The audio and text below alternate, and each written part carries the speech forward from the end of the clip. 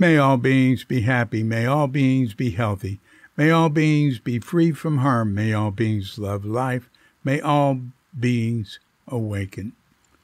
Welcome to another Kook Audio Podcast. I'm DC, Poobah of Kook Audio and Kook Archives, doing our bit to help preserve the legacy of Shunryu Suzuki and those whose paths cross his, and anything else that comes to mind.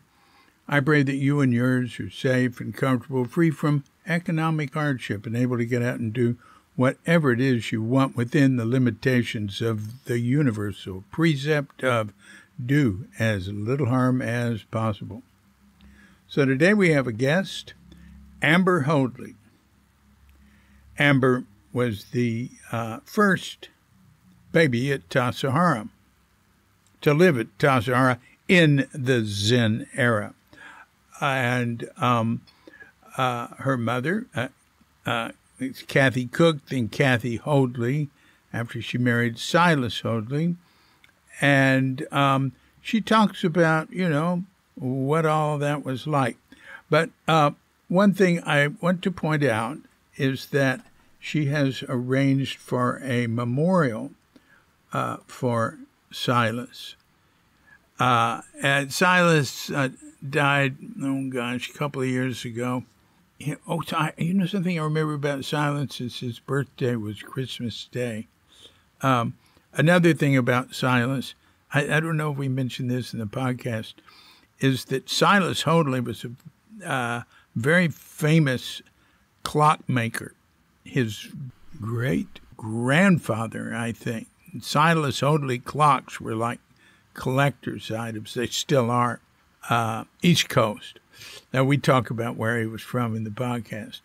So anyway, as for the memorial, here's what the invitation says. You are so warmly invited to celebrate the life of Silas with us. Father's Day, June 16th, 2024, from 3 to 7 p.m., at the Mostly Natives Nursery, 54 B Street, in Point Reyes Station, California, with love, Amber Hoadley, Drew, Simon, and Priscilla. Drew is her partner. Simon is her son. And, oh, God, who's Priscilla? I forget. We'll hear about it in the podcast. Maybe Simon's daughter. Maybe. I don't know. I'm sorry. So let's talk to Amber. She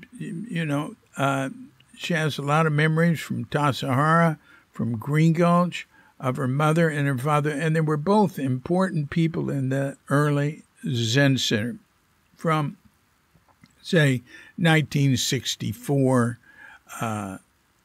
through 1972 for Silas, when he left because of, incompatibility with Richard Baker. And very, very different styles. And Kathy was around Zen Center years more, and continued living in that area and died,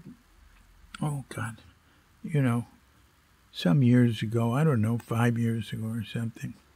Anyway, there's a lot on both Kathy and Silas on Kook.com, and now there's a lot more because of Amber. Thanks a lot, Amber. And look, as soon as we've had our pause to meditate, we'll give Amber Hoadley a call. So, when you hear the bell, if you're of such a mind, hit pause and meditate or whatever for as long as you wish. And when you're ready to come back, hit unpause, and we'll be here to hit the bell to end the meditation or whatever, and we'll give Amber Hoadley a call.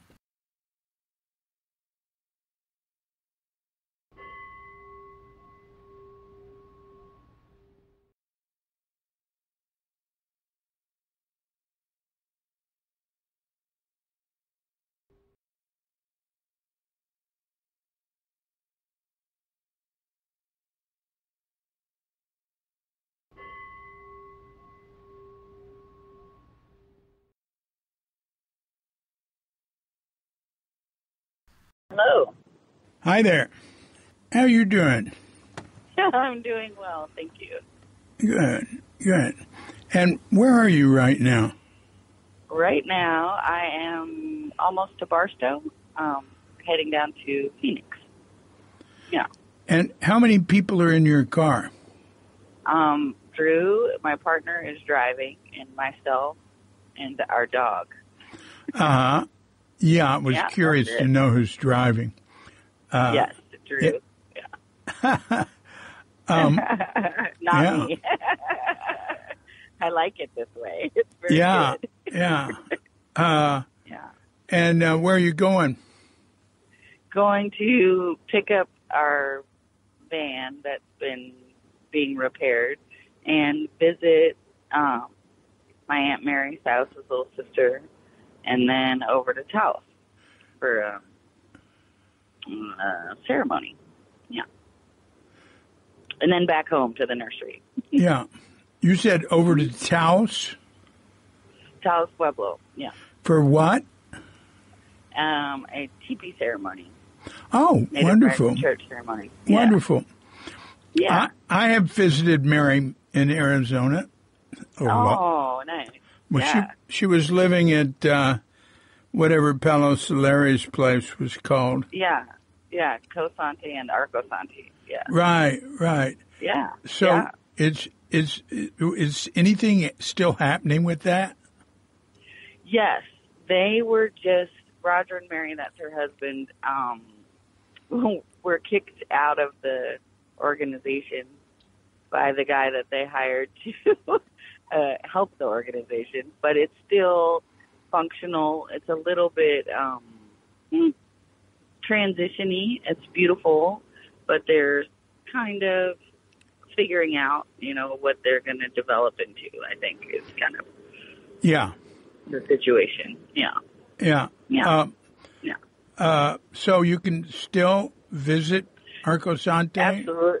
Yes, you can. And there's a big sign on the freeway now, which there didn't used to be back in the day. Yeah. Wow. Wow. Yeah, it's open and you can visit. And there's events there. There's a beautiful, the Kali Theater at Arco Sante. I don't know if it was there when you were there. They built it, I don't know, maybe 20 years ago. So there's a lot of music that happens there. And there's one festival that they do, 4 days or something like that. But it's beautiful. Yeah. I've been there twice. I can remember. Or maybe 3 times. The first time I met Palo Solari. Yeah. So that was around probably 1979. Sure. No. Let's say 80, 81, around there. And I had worked for the Jerry Brown's administration in the California Conservation Corps. And, so, he learned that, and he said, Sim Vanderen is stopping me from meeting Jerry Brown. That's funny. Sim Vanderen was the state architect. Sure. And I said, he was the state architect then. I knew he kind of did a lot of things. That's funny. Go ahead. Yeah. So I said, well, Sim and I are very close. I doubt if this is true, but I'll talk to him. I'll talk to him. So I think I was still consulting for the state, and I went to Sim's. I talked to Sim, and I think I visited him in his office in Sacramento, and I said, hey, Palo Solari says you're stopping him from meeting Jerry Brown. So then I arranged for a tour of California for Palo Solari, and one of the stop-offs was in Sacramento, where Solari gave a talk at the governor's office. Actually, it was in the governor's auditorium, but we'd say there's a talk today in the governor's office. Sure. There was a talk every Friday. He met Governor Brown, and he gave a talk at Zen Center. I arranged that. And he stayed at Green Gulch. Nice. And that was really neat. And later, I was at Dick Baker's place, and he was having, one of his perpetual salons, and I saw Sure. Paolo Soleri there sitting Sure. in there. So Sure. that's my history. I went back another time, and you listened to a talk of his with a bunch of people there, and Sure. I just sort of bowed to him. I didn't talk to him there. But, but it was an interesting trip he was on. Yeah, for sure. It was really a part of, Silas would take me down every summer and we'd spend time there because him and Mary were really close. And so that was, I knew Paulo since I was really young, and my aunt was really his closest person. And so we spent, a decent amount of time. Kind of the same as with Baker Roshi.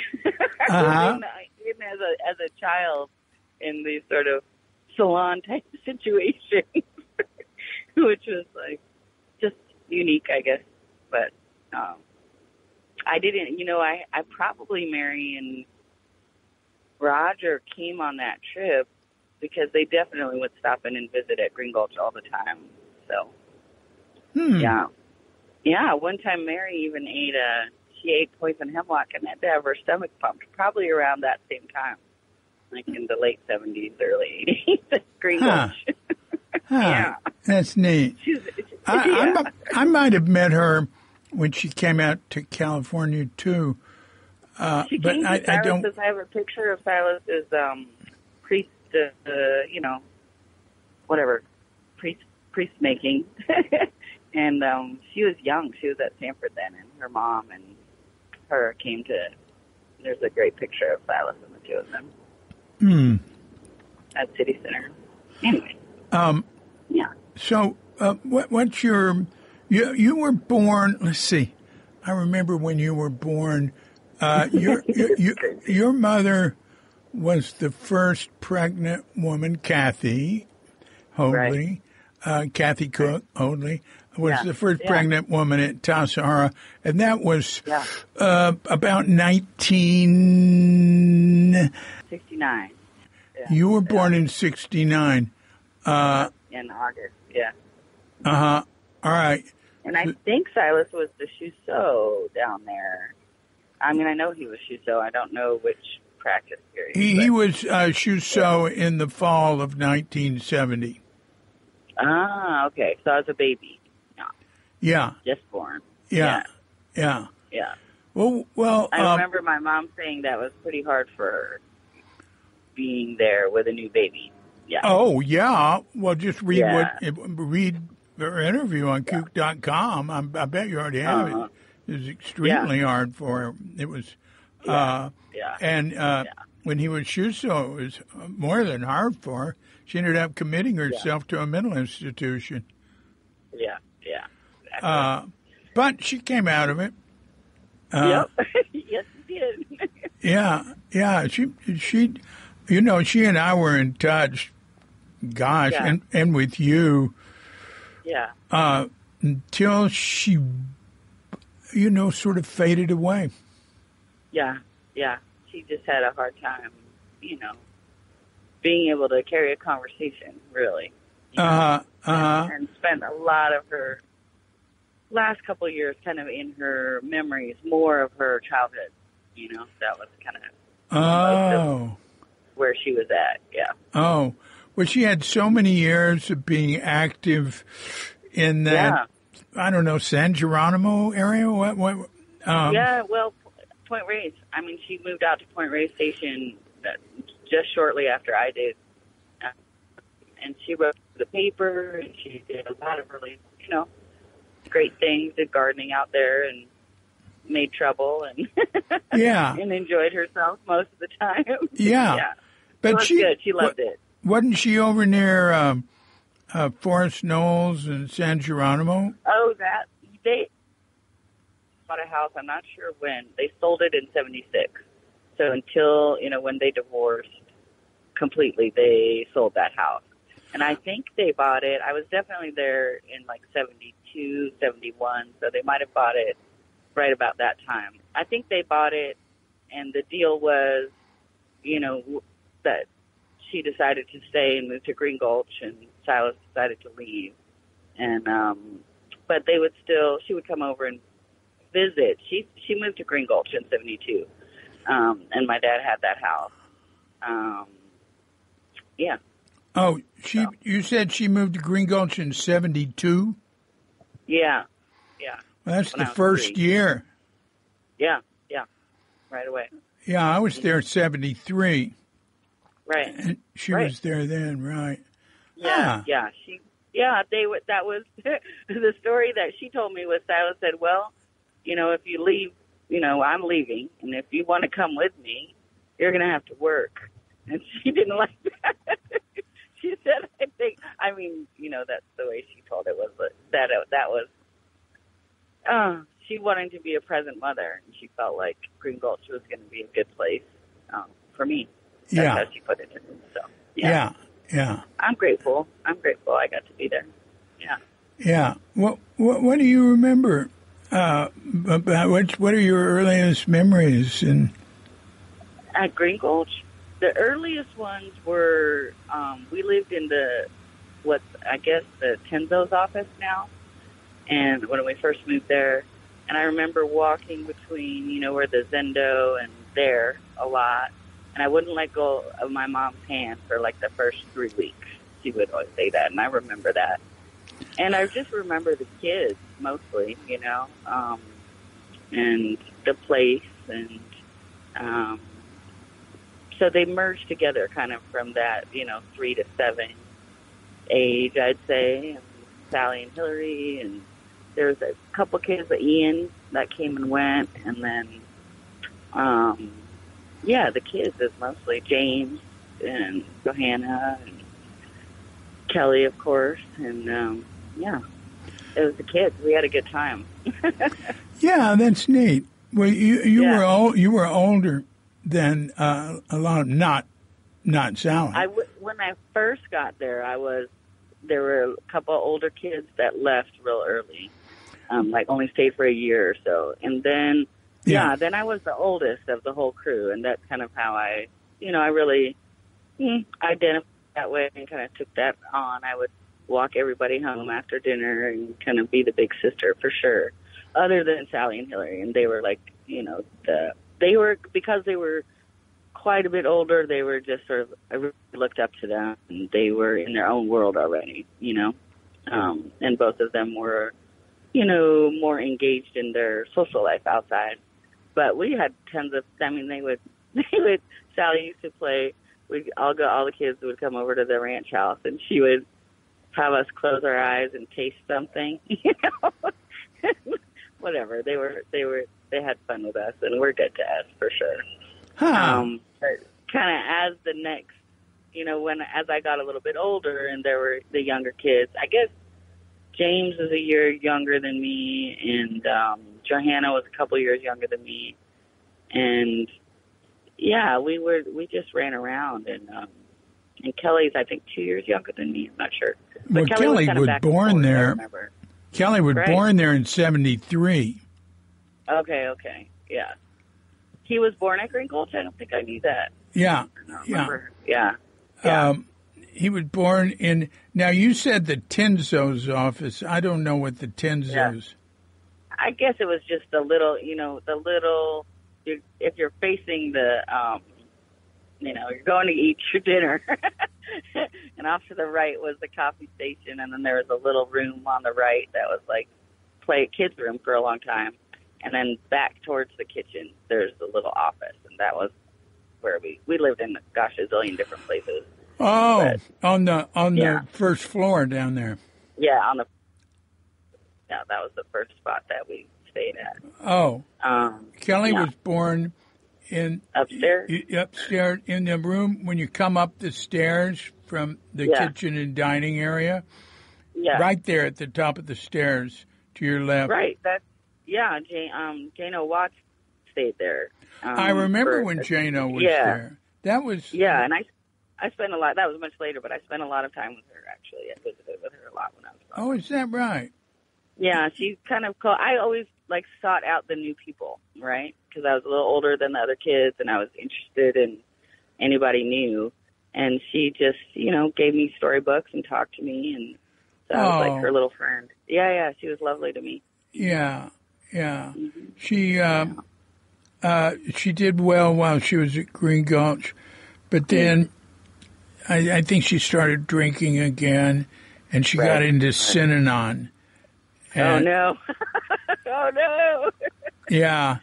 And I think she shaved her head like they do there. But I can't remember.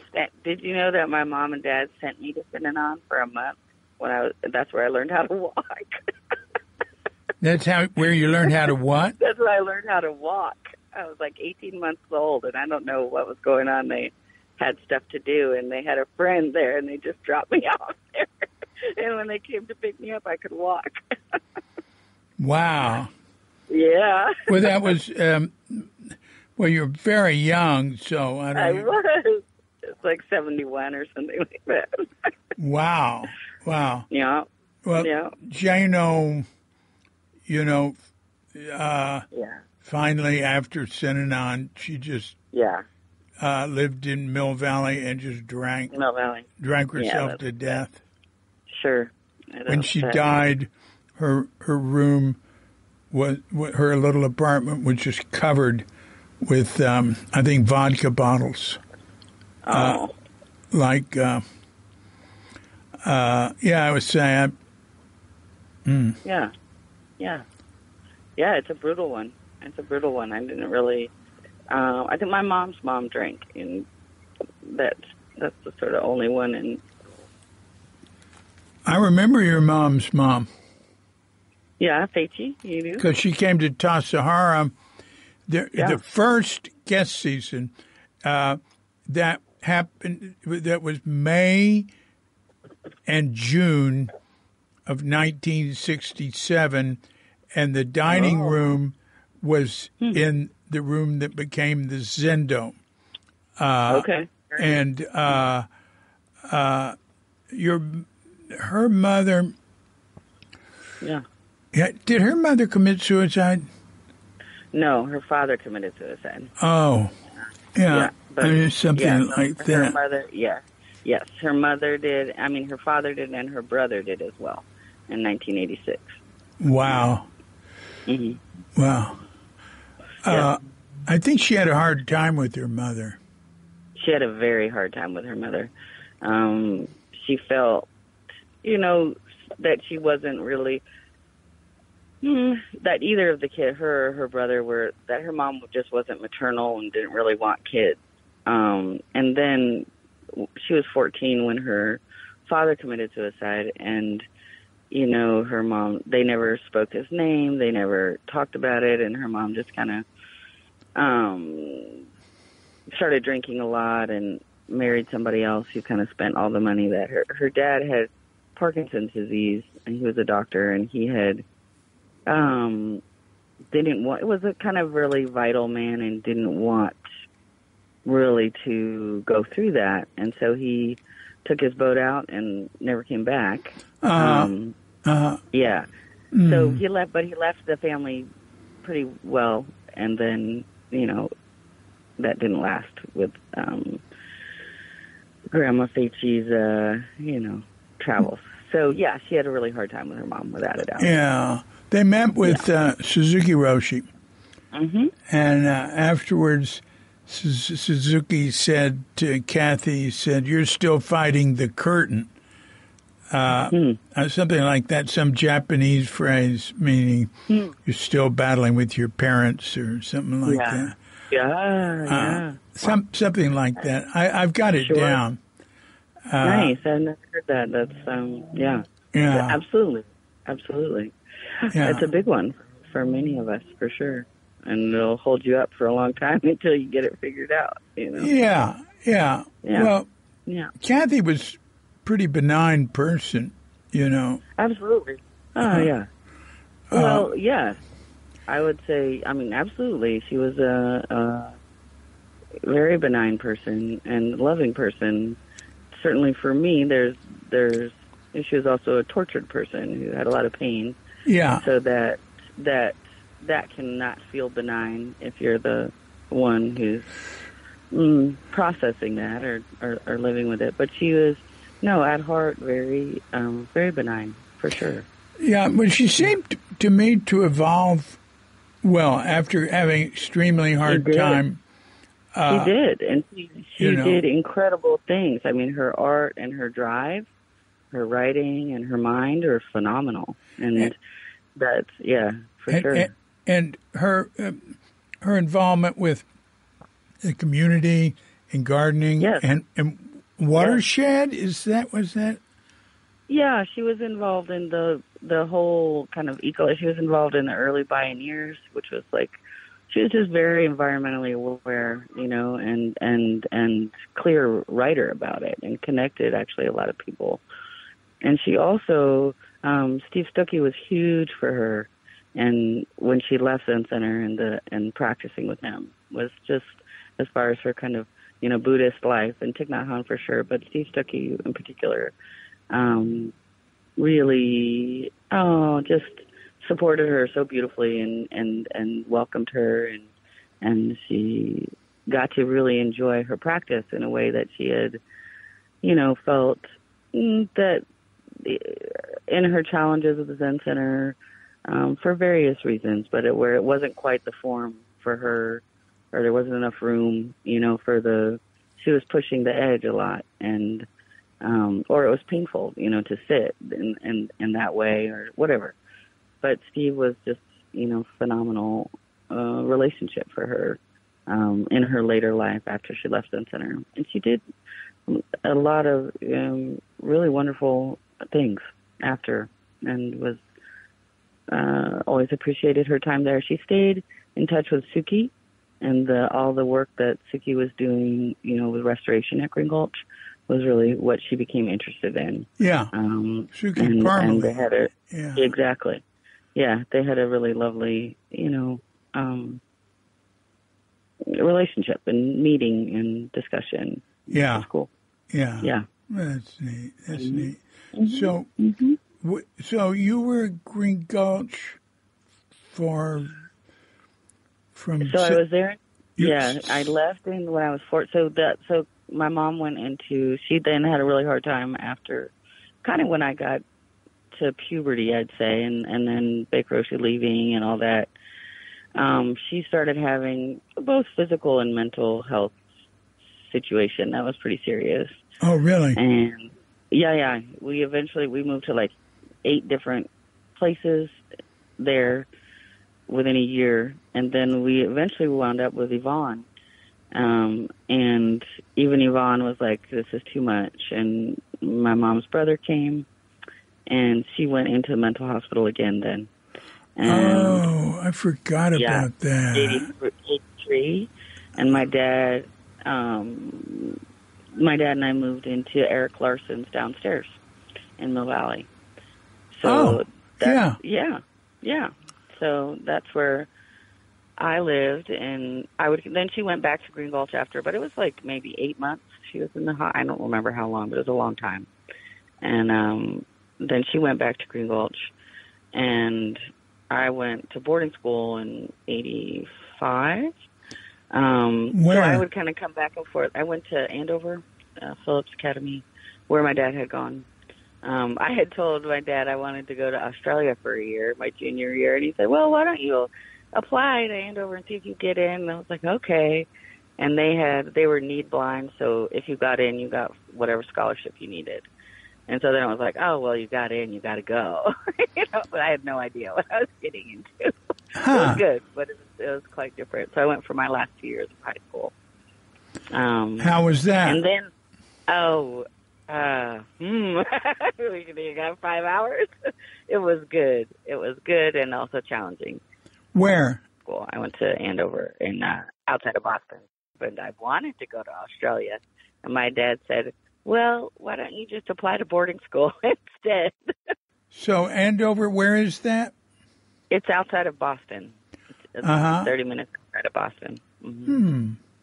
Yeah. So I got some East Coast experience and got all excited the first time when I saw falling snow, because I hadn't seen falling snow before. Oh, Yeah, wow. it was beautiful. And then I came back to Green Gulch, actually. So I eventually, when I was 21, I had taken, I was at Oberlin College where my mom went. And then I took my junior year in India in a Buddhist studies program and stayed and traveled and dropped out of college and came back. And Wait. yeah. Oberlin's in Yeah, Ohio. that's correct. Yeah. Uh, Yeah, outside of Cleveland. so wait, this is all going by so quick. Sorry. You said after Andover, you went back to Green Gulch. No, after Andover, I went to I went to Israel for 6 months and lived on a kibbutz. How was And that? then I went. That was enlightening. The kibbutz part was very cool. That's what I had been interested in, and the military reality was a reality that I was. Everybody my age that I lived with was in the military or going into the military. Right. Boys and girls, and people walking around with Uzis on the bus. I had never seen that. And I also, it took a while, but I kind of learned, what the reality was for the Palestinian people there. And I was pretty naive about it or just didn't know. I read Golda Meir's autobiography, and I thought that was the whole story of the founding of the State of Israel. Uh-huh. But I learned, and it was good. It was beautiful to be, I got to go to the old city of Jerusalem. I got to go to the Dead Sea, and live in a, communal life, which I was interested in to see how other communities would do that, so it was good. But I really, so then when I went to college, I had deferred a year for college. So when I went to college, I was not that interested. It was good, but it was not, wasn't that interesting. I've kind of got clear that it wasn't going to help me figure out what I wanted to do with my life, or for me. And so I was supposed to go to China I studied Chinese in boarding school and in college, and I was supposed to go to a year in China my sophomore year. But that was the year Tiananmen Square happened, so that trip was canceled. And I'm grateful because the next year I still wanted to travel, so I went to the Buddhist Studies program in India, in Bodh Gaya. Through Antioch University, which was wonderful. Now, is that the Antioch in Ohio? Correct. They ran a program, and then students from all different colleges, could go on it. So that's one of the people that I became really good friends with there is named Nico Odysseus, and he was at Santa Cruz, and from Connecticut as well, but he's now the publisher of Shambhala, which is Nico? interesting. Yeah. Mm-hmm. I know Nico. Right? Okay, well, we met in India. Our junior Far year, his out. junior year, my junior year in college. Yeah. Far out. I'm going to be getting hold of him soon. Good. He's wonderful. Yeah. We've been really good friends for a long time. Is that right? Oh, I'm going to send him I'll send him a note. When this podcast goes up. Great. That is very interesting. Now, you were in Bodh Gaya?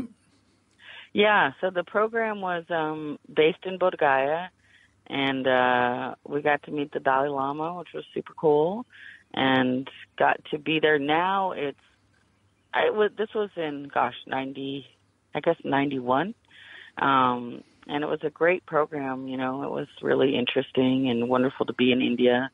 And then Nico and I we all got to do a month-long project at the end in sort of December. And he and I, had become good friends, and we went to McLeod Ganj, where the Dalai Lama Tibetan government in exile was, and Yeah.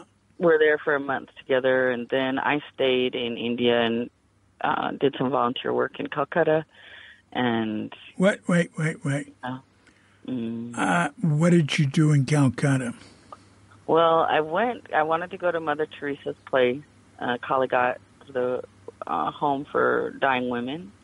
And I went there, and I spent a couple days, and two things put me off. One was this little bit of the heavy Christian iconography, really just that. I wasn't accustomed to it.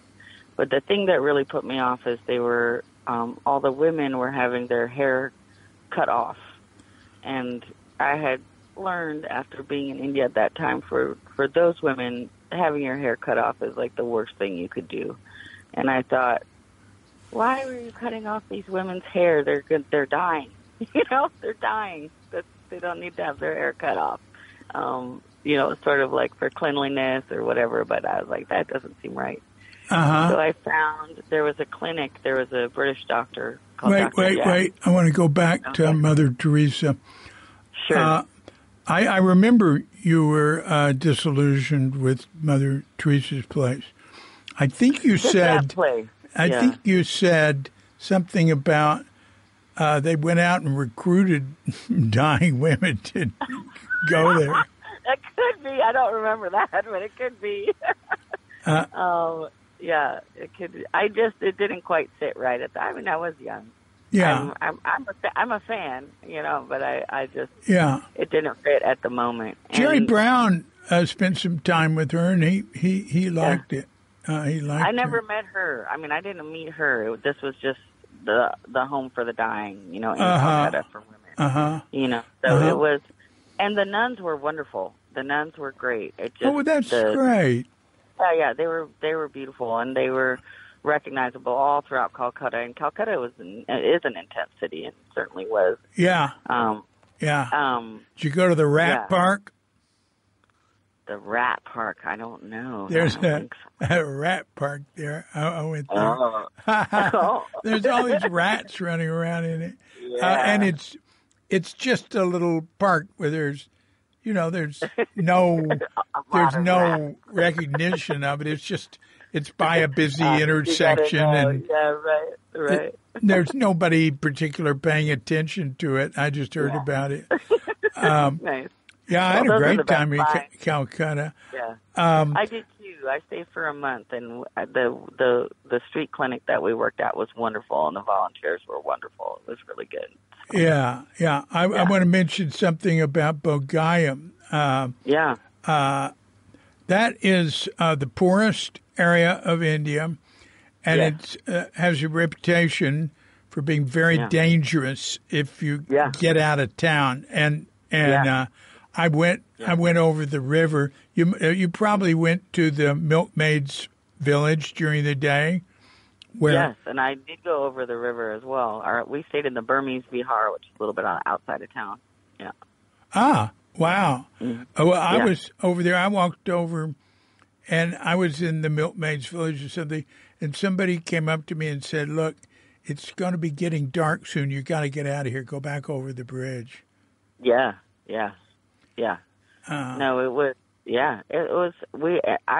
One morning I got up. I was going to go. So we had, a month of Vipassana, a month of Zen, and a month of Tibetan Buddhism instruction by different teachers. Yeah, as well as philosophy class, language class, whatever. It was an incredible program, really lovely. Wow. But yeah, one morning I got up. I was going to go to the Zen.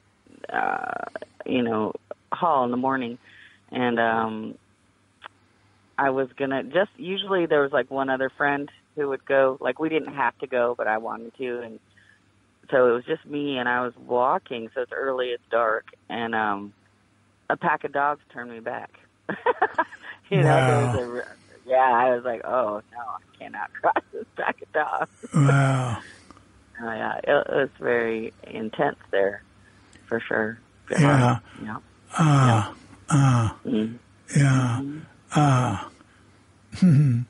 Yeah, I'm just remembering Bogai and places I Oh, was around there. oh Yeah. yeah. I would love to go back. You know, Nico went back and became, for a while, he was a teacher's aide on the same program that we went Oh, on. And, yeah. And I would love to go back. I've heard it's, a lot more developed than it was. Of course, that happens everywhere. uh-huh, When I uh-huh. was there, yeah. But I certainly fell in love with India and thought I would be right back. Uh, uh, Yeah. yeah, I But, understand. yeah. Yeah. But I did go back to Green Gulch, and I spent a year after that Oh, trip. Yeah, and I did a practice period with Reb. There was only 5 of us. And I worked on the farm. I did the internship at the farm with Peter Rudnick, and then went to work at Greens. And that's how I moved out of Green Gulch, and that's how I kind of had my first job, with Greens. wow. So, That's yeah, I worked really there for, yeah. interesting. Yeah. Wow. And it was cool to be back, and kind of, I'm glad that I did that, and had that experience there. And it was wonderful working on the farm. I loved it so much. That's Yeah. really good. That's really good to hear. Good. You know, you made the most of it. I'll say that, and you had a very good experience. Yeah. Yeah. Well, I was very fortunate in my I would say I was very fortunate in my parents, both of them. My dad was, wonderful and encouraging and accepting, and my mom was challenging and loving and inspiring. Yeah. Your mother, when I first met her, she was so beautiful. Oh, yeah. And Yeah. we did mixed bathing together right at first at Tassajara. Oh, no. Oh, she was so gorgeous. That was a good time. Yeah, she was. Really. She was. And she had a really, interesting experience of her beauty because she was very overweight until she was 18. Oh, is that And then, right? Yes. And then she lost all this weight. And when she got to college, she followed a boyfriend. That's why she went to Oberlin. But then they broke up, and she just didn't know how to deal with being beautiful because she hadn't had that attention, And so she would just and she was so beautiful. And she would just, say yes to everybody and go on a date with everybody because she didn't want to be mean. And somebody asked my dad once, what, since they had, their challenges or whatever, why did you and Kathy get together or whatever? He said, a beautiful woman chooses, what are you going to do? Of course you're going to go along, So it's cute. Yeah. Well, she had a hard time with Silas being Shuso because that was the very early years there, and they hadn't really developed a more appropriate way of having a pregnant woman, a baby, being Shuso and this and that. By the time I was Shuso, it was very comfortable. Comfortable, yeah. And I think more than that, what she said to me, she felt like she disappeared as a student. And that was heartbreaking to her, that she didn't matter anymore as a student, as a Zugro student. And that, that was just, not heartbreak, frustrating, and heartbreaking both, actually, yeah. Yeah. It was suddenly she was, just the wife of the Shuso and the mother. And that's what's right. that A? Right. All of her practice and mind and all of that, was not relevant. Yeah. Yeah. But that's the nature of being often that thing of the first situation, right? The first. Yeah. Yeah. And I feel like Green Gulch was like that too.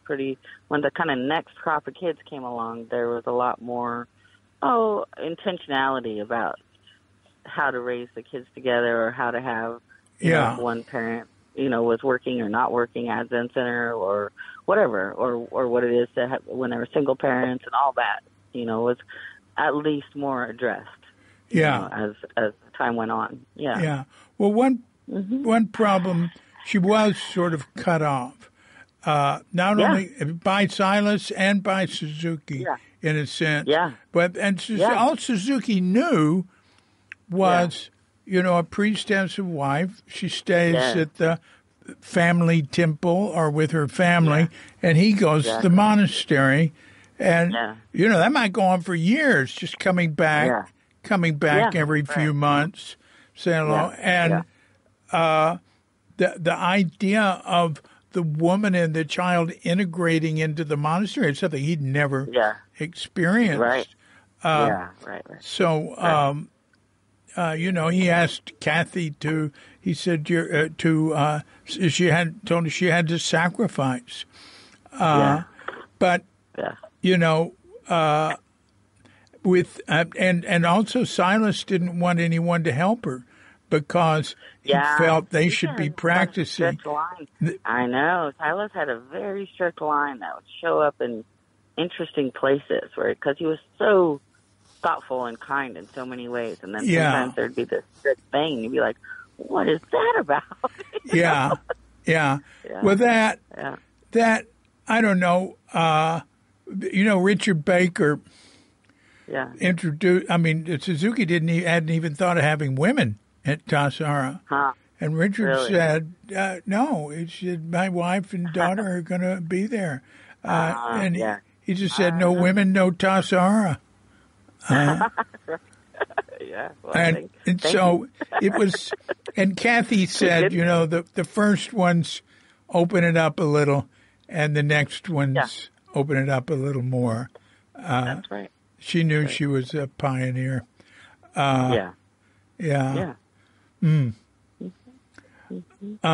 So, all right.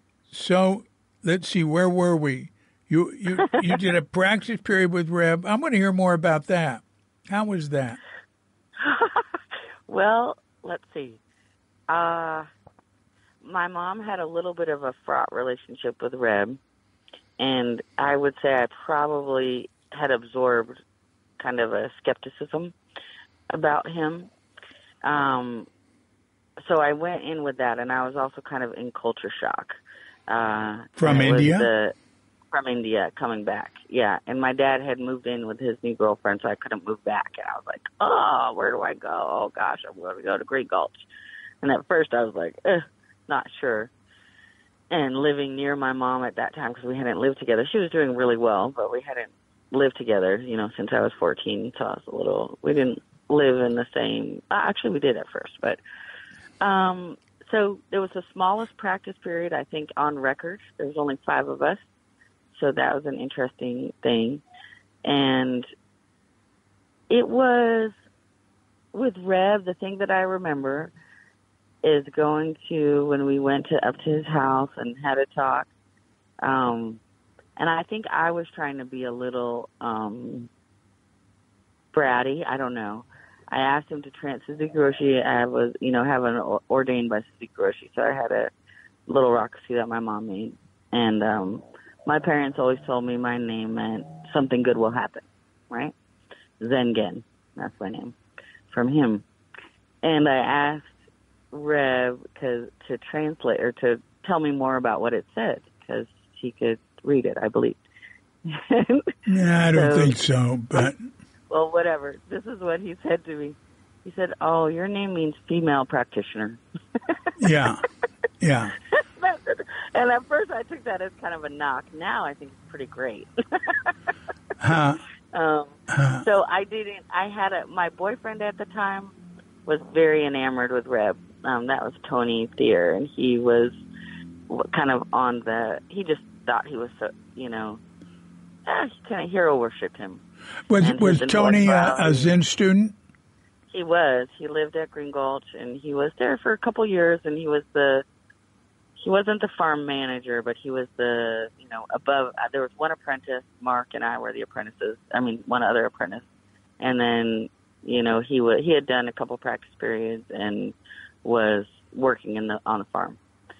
So, yeah, and he just really loved Reb. And so we would kind of have, and I had just been in the Buddhist studies program and learned more and enjoyed. We had Chokini Rinpoche was our teacher, Tibetan Buddhist, and I was, we had incredible experience going out with him to, what's the name of it? It's a famous place where Padmasambhava's hands are printed on the caves, and we did chod practice, and I was kind of like, it's pretty uptight, this Zen stuff, Right, right. That was kind of I was, the Zendo was fine, and I loved a lot of things. I have, wonderful love for certain parts of it, but at the time I was like, I don't know if it's, whatever. Yeah. I had a more challenge approach to Reb's approach. Yeah. So, yeah, that was, but Eva, who was wonderful from Czechoslovakia, an old Bulgarian dude, and this one other guy, and a young kid drop out from Stanford were in the practice period with me. So it was a very intimate practice. We weren't the biggest thing happening at Green Gulch then. Yeah. So that was a unique time, I think. But I loved being a little bit more of an adult, and I loved working on a farm. I really deepened my relationship with Peter Rudnick, which was cool. I always remember when Jesse was born and I went running, they announced it, and they were like, announced it at work meeting in the morning. They were like, don't go visit the baby, but of course I took off before they announced it. So yeah, it was wonderful to be there, and also see the other kids, who were, now in their teens, right? Like Aaron and Noah and Taya and who else was there? Can't remember if Sarah was still there. I don't think so. Wow. Anyway, now, you mentioned having a rock suit. Tell me about the rock suit. Oh, it's beautiful. My mother made it. It's a little baby rockasuit. It's gorgeous. And And did anybody sign it or write the characters? Well, Suzuki Roshi wrote it. Yes, I'd say that's an important thing to say about your rock suit. Yes, absolutely. It was from Suzuki Roshi, of course. I think it's the last rock suit he signed. Oh, gosh. Huh. I think Kathy said that. It might be somebody else. I'm confusing it with. But I think Kathy said that. All right. So what? Didn't you get it in 1971? Yeah, it would have been. I mean, I was I was 2 or whatever. Right. Yeah. Right. Yeah. Yeah. So my mom had it. I mean, Yeah. But yeah. So you had a rock suit, but you didn't actually go through an ordination ceremony. Right. But actually, Suzuki was so into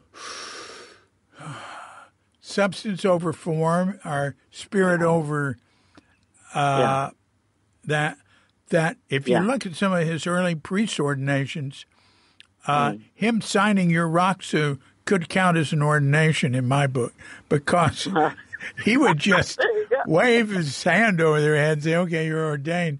And right. A little more than that, but not much. And no.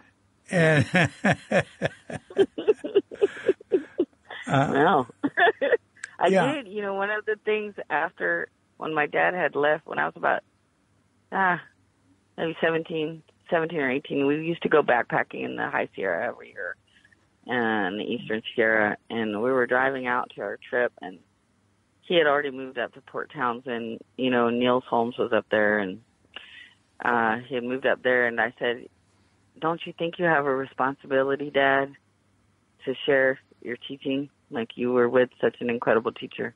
Don't you think you have a responsibility? I really scolded him, And of course, his daughter, he's like, okay, whatever. And maybe he would have done it anyways, but I was really happy that he, put himself forward to share practice with people up there. All right, we'll talk about that. In what way did he do that? He had a group, and he did sesshin.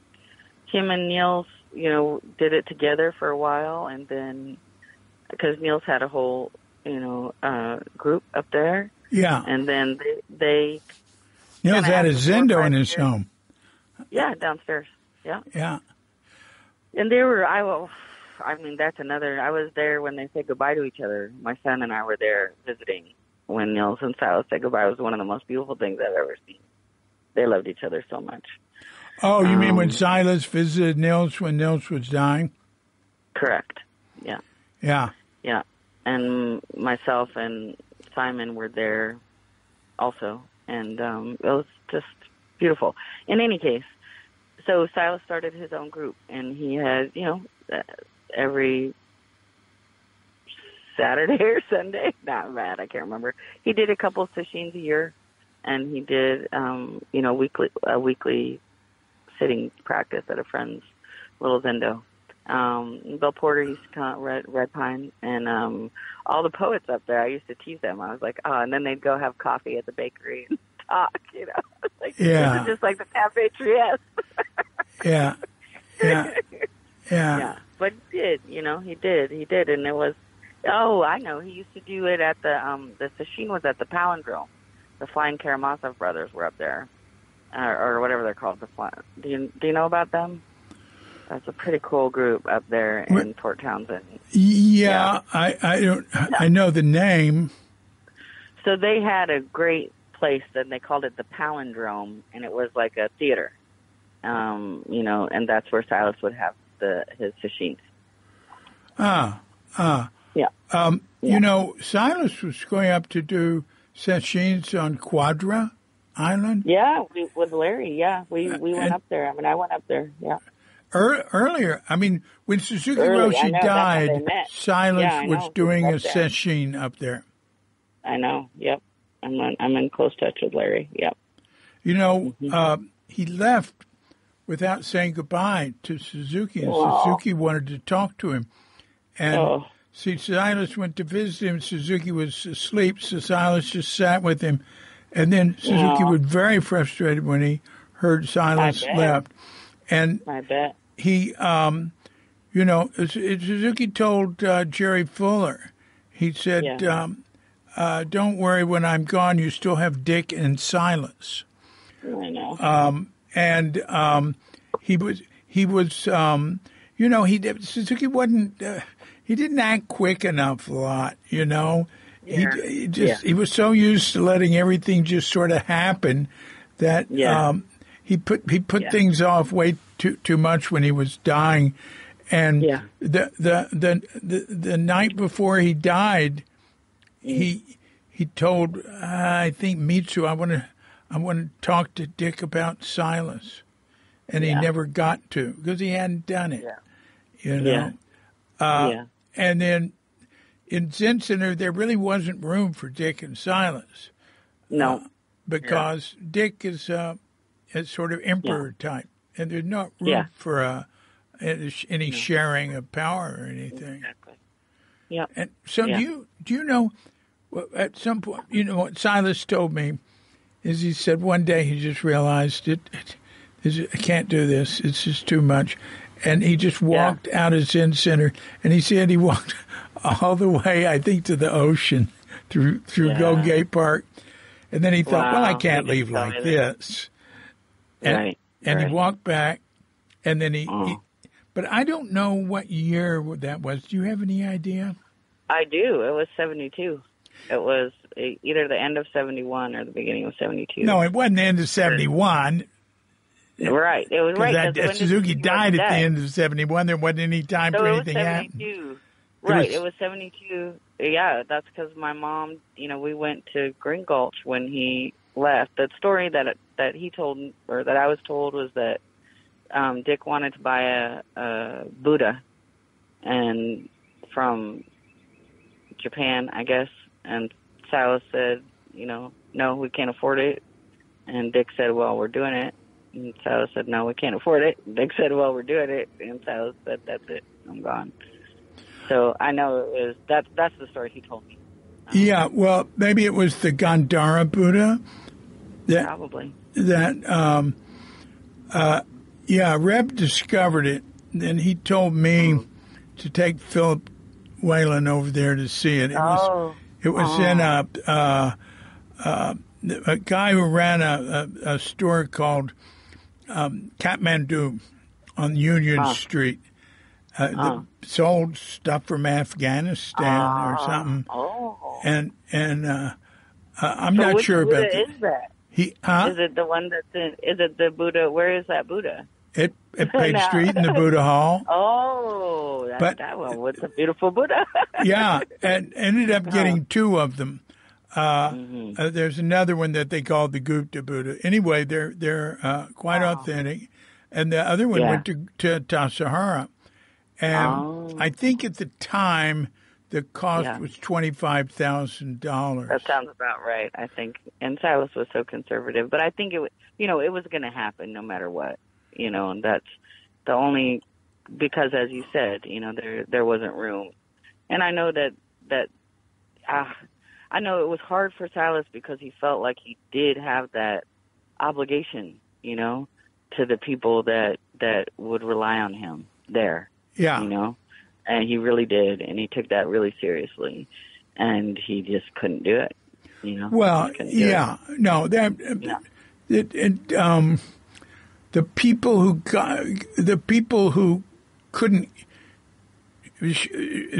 who wanted some sort of power sharing with Dick, that there wasn't room for him. But Silas was really the notable one. Mel had the Berkeley Syndos. He had his own kingdom. Yeah, Bill exactly. Kwong had Mill Valley and then Genjoji and Sonoma Mountains Incident, which incidentally Dick turned him on to. Les Kay, Les Kay isn't a power person at all, but anyway, he had Los Altos eventually. Right. So those three things, they were protected by that, but Silas didn't have a place or a sangha to protect him like they did. Yeah. And I think, the story that I was told, you would know, was that Suzuki Roshi had told Dick to prepare Silas Silas and Reb had both started, learning something to take their next, I don't know if it's a brown robe or whatever it was, that it was. Yeah, it was what we call transmission. Silas was next. Yeah. Right. Well, Bill Kwong was next. He was in the middle of working on it with Suzuki. But yeah, I'm glad to hear this, because when I say Silas was next, I don't have any proof other than I know he was doing it from things he said to Ananda. So tell me what you know. Yeah. That's all I know. That I guess Silas and Reb were beginning to learn that, and that Dick just never did it, or just dropped it. And Silas would say, everybody was hunting for a brown robe, and Reb was hunting for a brown robe and stuck it out and got it, and that was never going to be Silas's, way or approach. Yeah. And but he also, when Dick left, he also sued the board. You know all that, I'm sure. No, I forgot. Oh, yeah. He sent them a letter, threatening to sue because they were trying to change the power structure. And he said, you can't just change it. This is how we wrote it. This is how it was founded. You can't work around it, or if you are, you have to do it really, really out and whatever. Well, so he wanted a vote of the membership. Yeah. I think. Yeah. I think that he just he was such a stickler about certain things, and he really wouldn't, it wasn't personal. And even the same thing with Dick, even though sometimes he would be, critical, or whatever, or aware, but it also didn't really, not on a personal thing, And he told me about what he felt about Zen. We talked about it, of course, for years, and he probably had some kind of, bitterness or sadness, depression, really, because it had been all of his, life. It was so much, and he gave himself completely to it and was, grateful. But he said, the way that he understood it was like it's, a hospital or a training ground, and you go and you learn, and then you go out into the world, and he didn't go out into the Sangha, but he went out into his life. And I had years later, you remember Maggie, oh gosh, what was her? Neil's first wife, Maggie Crest. So get this, when I was 16, she was living in southern Colorado, and she hired Silas to build a house for a Tibetan teacher, a Rinpoche coming. So we spent the summer out there, and there was this young guy, maybe 25 or something, and he said to me, your dad, if it wasn't for you, your dad could have really been an incredible teacher. That's weird. Kind of weird, but kind of that thing of like, when Silas left, his commitment to, raising me was what he did, right? I mean, he could have gone up to Quadra Island or somewhere, or sort of pursued a Sangha or a community, I think, if he wanted to, I don't know. I don't know. I think, who knows? Yeah. I remember visiting Silas. Where was the home? Forest Knolls? Yeah, they had that until 76. Yeah. Mm-hmm. And he had bees there. Mm-hmm. Yeah, he did that with, I think with Eric Larson they started. Ah. Mm-hmm. And he did the bees at Tassajara too, I think. Mm. Yeah. I know that he kept bees up in Point Reyes as well. Or no, Bolinas, near Bolinas. And I lived in Bolinas for years. I didn't I've been know. spending a lot of time in Bolinas now. I love Bolinas. Yeah, it's been wonderful. This last year, I've spent a lot of time there. Yeah. Yeah. Go back and tell me more about what Silas told you about all this. I forgot about this thing. Sure. Now, you said he sued Zen Center.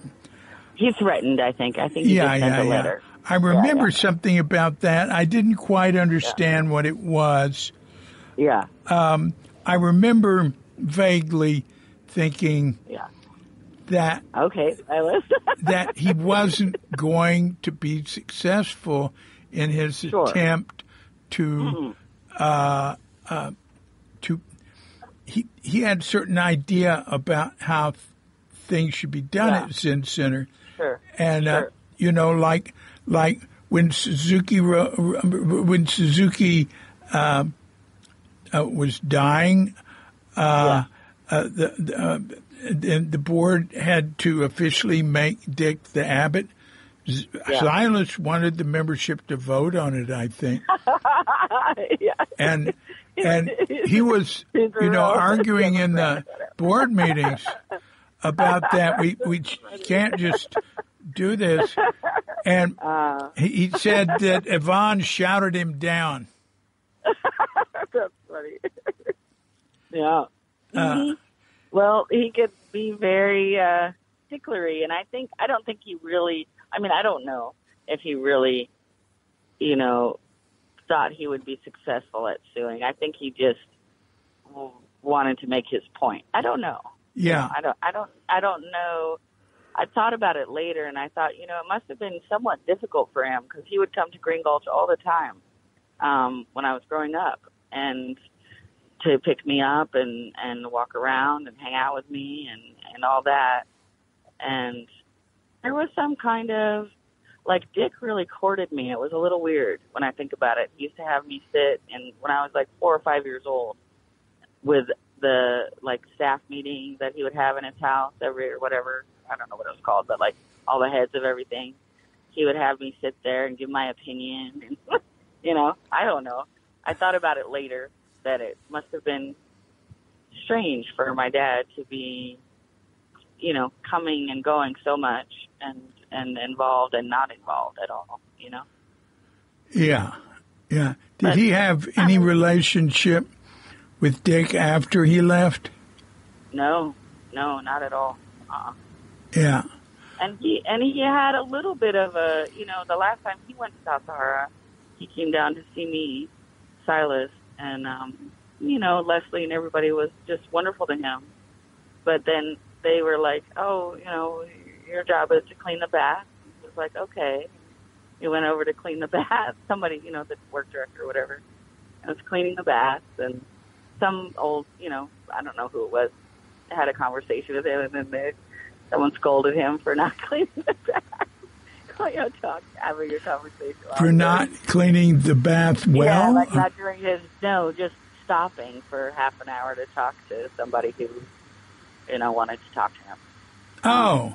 Yeah. So, and there would be something, I used to be like, oh, can I facilitate him, giving a talk or something like that, I was interested in that myself. And it just was always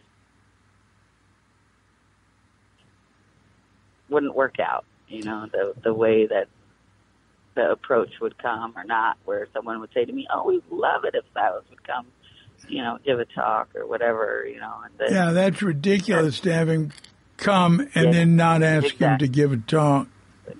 But I totally understand that. Yeah, it happens. It's no big deal. He didn't really take it too personally, but sometimes he would also be like, well, that's it. I'm not coming back. You know what I mean? Yeah. Yeah. Well, I've experienced that with other groups. They're sort of sad. Sure, any group. Oh, yeah. That's part of the nature of it. I have friends who have a little Zen group, and I took a guy who'd been a Suzuki Roshi student to join them for their Zazen. Yeah. And afterwards, and they had some people there that he could have shared things with those people. Yeah. Exactly. But they just read from a book. Yeah. And I thought, wow. Yeah. Right. I didn't say anything, but yeah, right. Yeah. It's very natural and understandable. Yeah. But you do think, wow.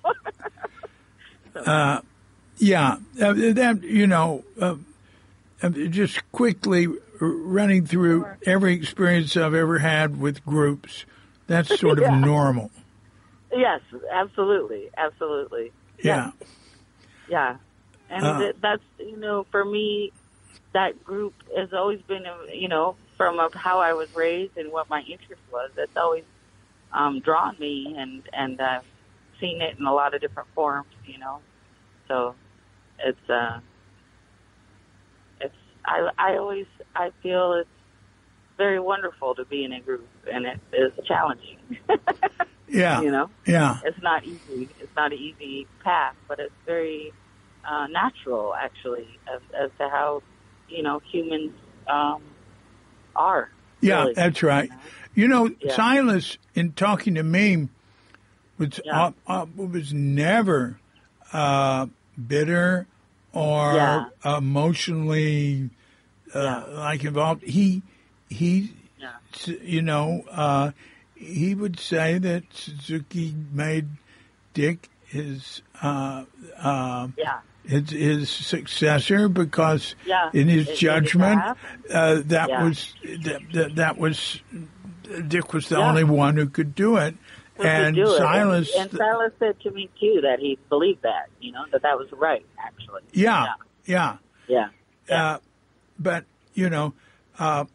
he and Mel really wanted power sharing, Yeah. But I don't know. He had his own syndrome, so I didn't feel sorry for him. No. Just a little extra. Also, actually, Nils told me when Dick, right after becoming abbot, early in 72, maybe in January, brought up with the board that George Wheelwright wanted to give Zen Center Green Gulch Farm for the nominal amount of $300,000. Right. And Nils told me that every single board member was against it. Right. And probably Silas was one of them. Probably, yeah. Absolutely. I think that's well before he left. Well, even though he left that year. No, but still. Yeah, absolutely. No, Dick, Dick was of the time and of the capacity and had the broad vision. I mean, that's what I saw. And I, adored him when I was growing up, for sure. yeah, Dick was It was fun. He was extremely persuasive, and he had the Roshi card. Since he was the only one who got transmission, the idea he's the only enlightened one, right? He'd say, well, we can't. Zen Center won't survive if we don't do this, and he had a sort of charisma. He had the ability to state things so well to serve the purpose of what he wanted. He'd almost always get his way. And he was very. I mean, I remember the lecture. I remember he was what a mind, actually, and what a very charismatic person, for sure. And I've spent time with him in Germany, and Johanneshof, their retreat there, was it's a really, really nice place. It's very, very large, and which is perfect for his the center. And at some point, it's in the Black Forest. There's this, it's in a very small village. There's this really large place across the road from them that had like a barn, sort of. It was a workshop, and on the bottom part. The homes there, a lot of them are like barns with the home on top and on the sides. But this had maybe this was originally that way. It had a workshop, but it really was a large place. It had been owned by a fine craftsman was well known in the area. And Dick told the group that they just won't survive if they don't buy it. And everybody said, what do you mean? We can't even take care of what we've got, and he said, we've got to get this in order to have the form we need for the group to have a future, to be sustainable. And I told him, you're doing the same thing you did with Green Gulch. You're just cramming it down their throats, And you know what? He was right. He was right, yeah. He was right. The group became much more dynamic after they had that place. Right, yeah. I thought I was in favor of all of Dick's expansiveness and everything. Yeah, I mean, and I would say too, I was really close with Sally when that was all going down. Yeah. When he left. I was really close with her. And her, a lot of, I spent a lot of time in the ranch house. I used to go and polish the silver and hang out, I spent a lot of time. Yeah, dude, I loved it. I was there all the time. I spent time with Heidi when she moved in, and Sally, and they used to take me out. They were so good to me. They were so sweet to me. And, took me out to cafes and, really, really were great. And whoever was, I love to polish silver. It was fun. So I have, just and Sally's so wonderful. I mean, just for me as a human, and her relationship with her dad. So part of that, like my view on everything is very much through that as well, and not just the Zen Center as a place and whatever, how it grew. And, but all of that, I am, and my mom was very aware of and Dick really supported her when she did all the clay work and when she wanted to be doing something a little bit different. He supported it, and that was really what was hard for her, is that got pulled out of. She was doing incredible things, with her ceramics digging the clay and all the tile and the walls for the, tea house for Nakamura Sensei. It was just, and he supported that, and he was always in support of expansion and art and creativity and big vision. Yeah, yeah, he was in favor of experimenting. He was a little bit capricious sometimes. Sure. Since he was the emperor. Yes. I mean, that's a complex thing as well. I mean, of course. Yeah. But, yeah. But those. Yeah. I mean, we had the best cakes ever. From the bakery. It's a very glorious, luxurious life, actually, there. Yeah. Not to mention you taking us to Star Wars and all those things. And all that.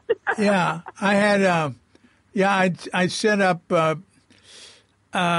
audiences for Lucasfilm to see movies that were nearing the end of their production. So you'd see before, to get audience feedback to determine stuff. Yeah. And I could get California Corps members aged 18 to 21 randomly selected there overnight, 1,000 of them, without them knowing where they were going. Wow. As long as they weren't fighting a fire or something like that. Right. And then I threw Zen Center in on it. And also, you all were not to know where you were going. Right, absolutely. They had your music. the secrecy on those film. They weren't premieres. Well, premiere. They're a pre-premiere. The secrecy on them was like really serious. Locked down, I bet. And Kelly got to meet Princess Leia and Han Solo, and Dick knew Harrison Ford because he was Paul Lee's brother-in-law, and Paul Lee was his closest friend with Mike Murphy of Esalen. Oh, sure, yeah. So I when I met Ford and introduced him to Kelly, I mentioned I was with the Zen Center, knew Dick, and was a close friend of Paul Lee's, and that was nice. Yeah. Kelly and I really stayed friends. I'll tell you that. He's wonderful. I love Kelly very much. And at various points, we really did. We used to say, of all the kids, no knock on any kids, love them all, but we really got each other, him and I, and just kind of the way that we understood things and what we were interested in our lives. And I'm really grateful that we, every few years would either have a long conversation or see each other at very pivotal times for me. He was excited that you and I were going to talk today. And he was just at Tassajara trimming trees. They're flying him with a crew there from Spokane to trim trees for a week every year now. He did it first year, just went down and did it as a gift, Jamesburg and Tassajara. And they love it. They're talking about bringing him twice a year. I was just going to go. I wanted to kind of visit in honor of my mom and dad. And I didn't make it, but I will this summer sometime. Yeah, for sure. Yeah. Probably get hold of Leslie. Yeah, it was through Leslie. I was talking with Leslie. And she was really lovely and said, "You're welcome, bring your family." I still haven't brought my son there. And he's going to be 30 this year, which is crazy. But she was very welcoming and wonderful. Yeah. Well, look, I want to go back. You were working at Green's after your practice period with Reb. Yes. you were working at Greens. Yes. That was a year, right? I worked at Greens for almost 18 months, almost 2 years, from like 92 to 90, like end of 91, I think, to I left in the summer of 93. What'd you do? I was a busser. Oh, that's and the I best. made good money. That's the best. It was the best. I thought about it. I just didn't want to do the wine. I didn't want to talk. But we had a great time. It was wonderful. And then Annie, is married to my dad's best friend. So is he still alive? Zach is still alive. Yes, he is. Zach Stewart. Oh, my God. Zach Stewart. Yeah. That's who we first went to the mountains with. Zach and Silas met when Silas, I guess, left Zen Center and started his nonprofit bank. And he leased a little room from Zach at Knessa Park. So they became really, really, really good friends. And Zach had a sort of salon going that Silas would join. Absolutely. He still does. Yeah. Wow. Oh, isn't that amazing? Yeah. That is so amazing. Yeah. Wow. So around that time, Zach and Annie and me and Silas went on a backpacking trip up to the Sierra, which was cool. Yeah. Wow. Yeah. Amazing. Yeah. So what happened after Greens? So after Greens, I went and did a 2-week Tibetan Buddhist retreat with Lama Tarchin. He was in Santa Cruz Mountain, Tama Osaling, which is who Nico studied with pretty deeply.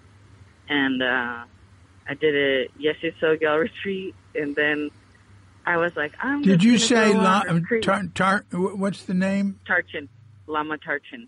Uh-huh. Yeah. He's a student of or of the same lineage as Dilgo Khyentse and Tinley Norbu. That's their kind of lineage. And he was wonderful.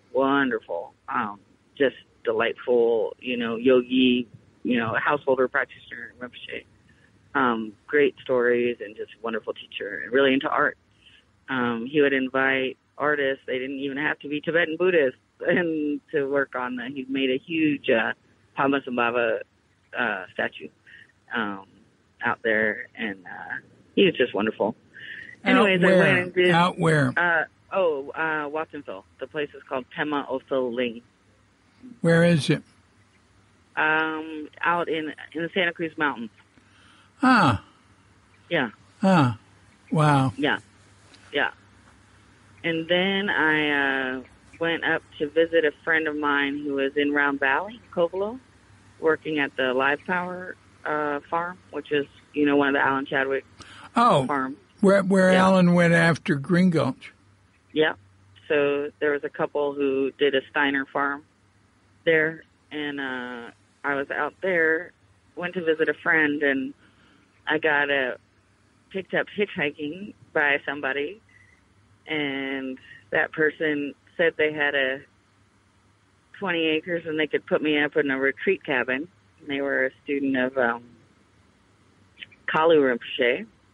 And so I said, okay. And then I was pregnant 3 months later. My. In Willits, yeah.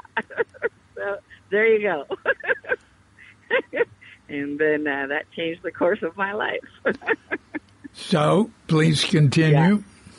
So that wasn't really a person to stay with, so I left after about a year. After Simon was born, Simon was maybe 6 months when I left. What year was that? He was born in 1994. Uh-huh. Mm-hmm. But Silas and Zach came and visited me up there on our 20 acres and said, well, looks like you're trying to make a go of it. Yeah. And then I moved back to Marin. And then, so, my mother hospitalized herself, and I was hospitalized not on purpose, but I had also a postpartum kind of manic episode. And Silas, I remember that now. I'd forgotten all about that. Yeah. So it took me a little while to kind of get on my feet again. But I did, and yeah. But this is an interesting thing. Silas told me a story of, I don't know, of my mom. It was sometime after I was born, and she like left with me and went to Gualala, and that him and Suzuki Roshi, had to go get her or find her. She went to somebody who had property in Gualala, and she told me about that time that she heard the angels singing or heard angels or felt directed, So I heard I was told many different stories, versions of, she went to the hospital, and so I was breastfed by Masa Snyder because their baby was in the hospital. And then anyways, so I don't know how many times she kind of lost her, grounding, but I certainly did too. And I kind of had the same experience. It was very, my manic experience was very beautiful. It wasn't scary. But it just was very, I also didn't eat or sleep, for a while. And, didn't really feel in this world that much. So, yeah, I spent a couple of weeks in the mental hospital, which was an interesting experience. And then I really got depressed afterwards, and that was the hard thing. But eventually, kind of got my feet on the ground and worked gardening in Marin for, Mill Valley mostly, Tiburon for a long time. And our dear family friends, Kathy Zaccardi and Jimmy Labiota, took me in. And they were from Arcosani. They were, old, and met my dad through his little sister, through Mary. And there's a whole community that's a big community, and they were really kind of substitute parents for me when neither of my parents were in a position to kind of catch me and the baby, I visited you at Kathy's house, maybe in Mill Valley. I know Kelly did. I remember Kelly. I don't remember everything. I visited you in some place like Corte Madera or something. Oh, yeah. I did live in Corte Madera. Yeah. Mm-hmm. It might have been. I'm trying to picture any impression of your state of mind. You needed something, but it's just too vague. I can't get it. A job? I don't know. But you were all right. You were all right. Yeah. Maybe it was when you were recovering from all that. You seemed to be Probably. all right. Yeah, it was. It worked out. It was never. It just took a while, kind of. But it was fine. Yeah. And my mom, my dad was up in Port Townsend, and so one of the, not sad things for me, but I really, wished for him and my son, Simon, to have time together. And we just really had a couple times a year, but we'd go backpacking. But my mom was really, it was cool. One time, and Simon hated it when he was little, but now he loves it, and he had a beautiful, well, it's an aside story, but I'll tell it to you really quick. He went to Europe when he was 19, Simon, and I reached out to Vanya, and he stayed with Vanya for about a month. And Vanya was incredible with him, and Brother David was there, and Simon just had this, and Vanya kind of said, anything for your dad, and of course I remember. I was like, you gave me my first motorcycle ride when I was 4, you know what I mean? I remember Vanya really well. But, anyways, Brother David came over to Simon when they were up at the, his Zen Center up there, and he up said, there, what do you mean, in the Alps? Above Luzerne, Felsentor. Yeah, Felsentor. So he stayed with Vanya in Lucerne, and Vanya took him to a Rolling Stones concert at Zurich. I mean, he really took good care of him. Wow. And he also said, what do you want to do, And Simon, he took him up to Felsentor, and he said, Simon was like, well, I got to make money. He was like, do you want to video me and my brother heli skiing? He was like, what are you talking about? Anyways, So Simon did some dishes up at Felsen Tour and was having dinner, and Brother David came over and said, I heard that, you're Silas Hoadley's grandson. And, yeah, that's who I am. And he just, Brother David said how much he loved Silas and what a good person he was. And anyways, I thought it was wonderful. Because Simon, he just had this focused family time with Silas and knew that a lot of people loved him and cared about him. You know what I mean? But it was cool. Yeah. And wonderful. And wonderful. Yeah. So, yeah. I still haven't been to Europe. Wow. I know. I've been to other places, but not to Europe. And we did an incredible trip in 2006. So Silas built for Bill Porter. He did over like 10 years, turned his garage into this beautiful little, it's like a boat. I'm well aware of it. I've stayed there. You've been. Okay, so in return, because he wouldn't take money, he said, that'll ruin our friendship. And in return, Bill took Silas, me, and Mary, Silas's little sister, to a 2-week trip around Shanghai in 2006. Oh. Yeah, it was so cool. We went to monasteries and Kuan Yin Island, and we went to Cold Mountains Cave, and it was a wonderful. Wow. So, Wow. Yeah. Cool. Silas's wife. Yeah. Beverly. What's her name? Not Pimp. Beverly Saito. Beverly. You get along with her? Well, we didn't at all, and then right when he was dying, we did, and then after he died, we didn't. She doesn't talk to me anymore. So yeah, she's very cool. Bill Porter said to Mary Hoadley, "Man, Silas he sure is eating up some karma." What? Say that again. He must be eating up some karma, basically. He must have done something. They had a really good time together, but she wasn't very interested in Silas's life other than their life together, and she wasn't a warm person. She's a generous person. Boy, is that an understatement. Yeah. I mean, she was remarkable for the degree of coldness that she exuded. It was. I don't think I've ever met anyone who had mastered it to that degree. And wow. And Bill said every time he'd pass, of course, Bill said she was mad at him for Silas spending all that time building the addition. Yeah. And Bill said whenever he'd pass her on the street in Port Townsend, it'd just be daggers in her eyes. No daggers. I know. I mean, eventually, I will say this. She said, because, it was 3 years of Silas's sort of progressing dementia. And Bill and Isaac were the only ones in that community that came regularly and spent time with Silas. And so she was, in the end, incredibly grateful to him. Yeah, I'm sure. I would call and talk to Silas. He loved it. Through Bill's phone. Yes. Oh, through Bill's phone. Okay. Yeah, that's how I do it. Yeah.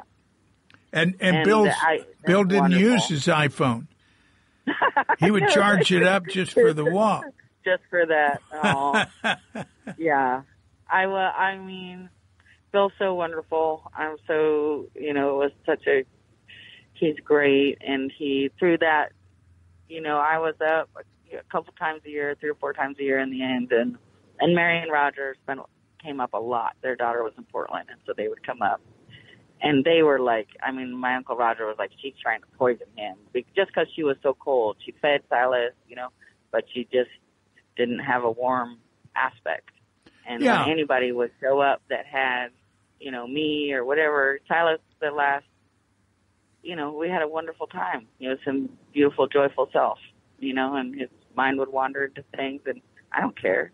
His mind always would wander, I used to have to translate for him back 30 years ago because people wouldn't understand the jumps that his mind would make.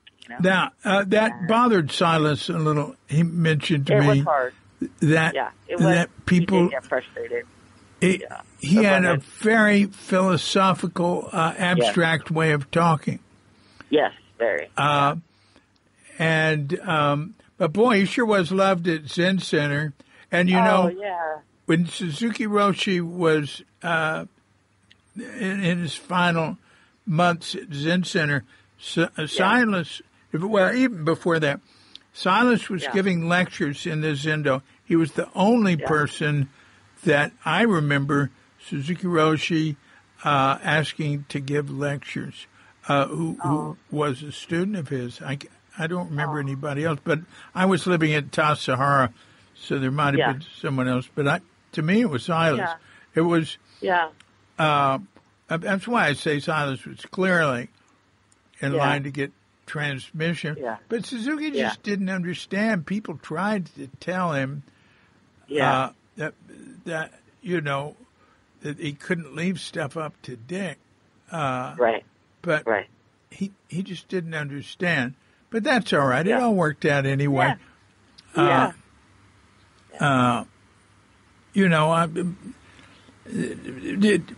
All this stuff about transmission and robes and everything. And I'm not real enamored with it myself. Exactly. Yeah, exactly. Yeah.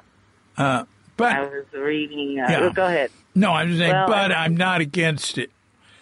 No, and if it's going to be done, then you want to, pay attention or be careful to, whatever. Do it the best you can. Yeah. No, it's not inherently wrong, not wrong, but it's not inherently sticky, but anything's power, money, sex, all of it, they're complex, and so you want to hold them as clearly and cleanly as you can. Well said. Well, yes. All right. I'm not going to say anything. I'm going to ask That'll you. That'll be the B side. Well, no, go ahead. Then, what did you do next? So I worked I did, let's see, on the spiritual path. Simon's dad was really into Amma, the hugging saint. Oh, yeah, I've been hugged by her. Yeah. So I got really into that. Not late, a little bit later.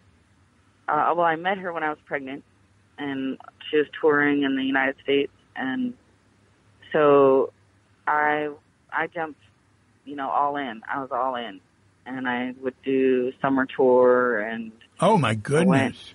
I was like all in. I was wearing a little white sari, and I went to India in 2003. Where'd you go? To her ashram in South India in Kerala. It's called Amritapuri. It's outside of. It used to be a fishing village near Chennai. Yeah. What's the name? No, but Kerala. Valikal. Yeah. But what's the name of the town? It's called Amritapuri. No, the town that it's near. Valikal. Neither one of us could remember it, but she was close. It's Varkala. I was staying in an ashram there. There's a woman, Gita Gayatri, who's... Yeah. You know Gita? Gita Gayatri? Yeah, she's a priest in the Zen Center, but she's also involved with ashrams in Tamil Nadu and Kerala. So I stayed in some of those ashrams. Okay. And one of them was right near Amma's place. Oh, and I didn't go visit it. I knew it was there, but I'd been hugged by her in Santa Fe. Yeah, Santa Fe is a nice. The ashram down there is nice. Yeah. It wasn't an ashram. It was when she came to Santa Fe. It was like everybody wanted to see her, and so they had these giant tents. Like big And there was like over 1,000 people. And I came with Clay, my younger son Clay, who was like 1.5 years old, or 2 years old, And so we got to Yeah. the front of the line with the ones with babies Yeah. and little kids. That used to be my job, was getting the kids and the special needs people. Yeah. Their seat. Yeah. Or their hug. Quick. Yeah. Yeah. So I was deep into that, and but kind of simultaneously or before, I had a pretty tense breakup with Simon's father, and so for about 6 years, I had a hard time going around the AMA scene in the U.S. because he was always there, and I was like so angry and frustrated. So during that time, I got involved with sweat lodges and Vision Quest and kind of Red Road and eventually the Peyote Church. And I was, again, kind of all in on that for quite a long time. Oh, that is great. I think you told me that had really helped you mentally. It did, very much. Especially the sweat lodge. Yeah. And the whole path, for sure, very much. Yeah. The kind of, it just did, the being on the earth and being in I was really interested in prayer and also what that meant in a natural way, And Silas said to me once, he said, I think the highest form of prayer, the highest form of anything is the one who gets up in the morning and goes up to greet the sun. And, whatever. And he came to, I put a meeting, a peyote meeting for my son as sort of coming of age time. And Silas came, and it was really interesting. And Mary came, and he, Silas said, I'm not going to take the peyote. I've taken a vow, and I said, of course, Dad, that's fine. you don't have to. I just want you to be in there with us, And he came in, and when he decided, yeah, I will. He said, oh, this is a real complete thing, And he compared it to sesshin. He said, it's just like sesshin. We're in this one night together, And he had a lot of respect and appreciation for it. And funnily enough, I remember we were talking about it. Had Silas spent time on the Navajo reservation. Right. And he had been building this house for years, 3 weeks at a time, for somebody that he met through Zach Stewart, actually, who was a Navajo guy, Ben Barney, who had his, home place in Lukachukai, which is near Chimney Rock, Chinle, Arizona. And Silas built this beautiful kind of set-in hogan, half-buried, with this greenhouse on the backside of the fireplace, half of it walled in. A stone fireplace that, what's his name? Sword, Jack Sword Sr. Oh, really? It was the last thing he built. He brought tons of people down there to work on that. From Muir Beach. Place. Yeah, that's right. And and then Ben loved it so much, and Ben just said, keep building. So he built like a little Danish kitchen, apartment, everything next to it, right? And got his favorite dog down there, and Beverly's favorite dog too. But Ben Barney eventually, later in his life, got involved in the Native American church and had peyote ceremonies in that hogan that Silas built, which was interesting. Yeah. And did you join in on those? No, Silas was invited there only in the morning because Ben was only wanted Navajos in there. Yeah. Oh, yeah. Yeah, but I wasn't down there at the time. And I just found Ben's number. I've been trying to. I don't know if you know David Hoffman, but that was also a good friend of my dad's. And he imports tea in Lagunitas. He has a Silk Road tea or Phoenix collection. In any case, Ben's ex-brother-in-law works for David. I've been trying to get in touch with Ben Barney because he was the only person I hadn't been able to talk to about Silas passing. And I just found his number in one of Silas's old address books. Yay. Yay. Well, is it good? Have you tried it? Yes, I've tried it. It's good. I didn't get through, but it was a message, so. Yeah, good. Yeah, and I had told him through his brother-in-law, so he knows. I just wanted to both visit and bring Simon there to see this beautiful home that, Silas didn't keep very many photographs, but he had the most photographs of that house that he built. So the ones that he kept were, very precious. So. Oh, wow. Yeah. Wow. Silas sent me a photograph of his famous great-grandfather or something. Oh. Who built the Silas Hoadley clocks.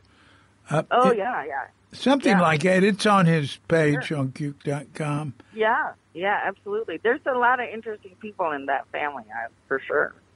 Yeah, one of the great, not that much for him. I guess his grandfather was translated the Eclipse of Petra. Mm-hmm. He was a philologist. Yeah. Oh. I went, I guess, Diane Goldschlag, Dia. Of course. Kelly's mother. She and I went and visited. Silas was there, in this little ideal community he came from. In, where was it? Oh, in Washington Depot? No, in Connecticut or Vermont or no. Yeah, Connecticut. The town is called Washington Depot, Connecticut. Oh, yeah. When I heard Washington, I thought you... Not Washington, no. Yes, Connecticut. Yeah. It's kind of rural Connecticut. It's like something out of beautiful. A storybook. It is. I know. It really is. Yeah. It's got a little... It's got a little tiny stream going through it. You could ride a little tiny canoe on. I know it. I know. It's like a Witches of Eastwick type village. Totally. Yes, it really is. It still is. It's still that way. Yeah. It was like being in a sort of heaven realm or something. Yeah, for sure. And it was very polite. Everybody was very polite. And we went to a book signing by a poet and had wine. And, right. a little bookstore. Yeah. That was neat. Cool. Yeah. I remember going there.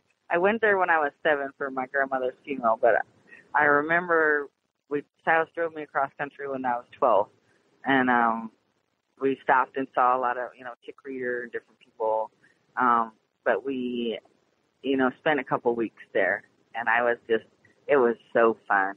It was so beautiful. It was so green in the summertime and just lush and little lake and the family. It was wonderful. Yeah. Wonderful. Yeah. I would love to be there right now. Right. It's everything that Bali isn't.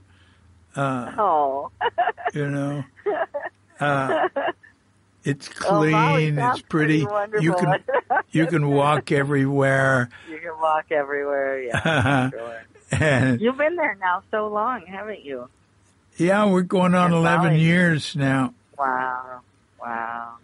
We're right on. We're right at. We're very near. I don't know. No, we're approaching 10 and a half years. Lovely. Yeah. So, all right.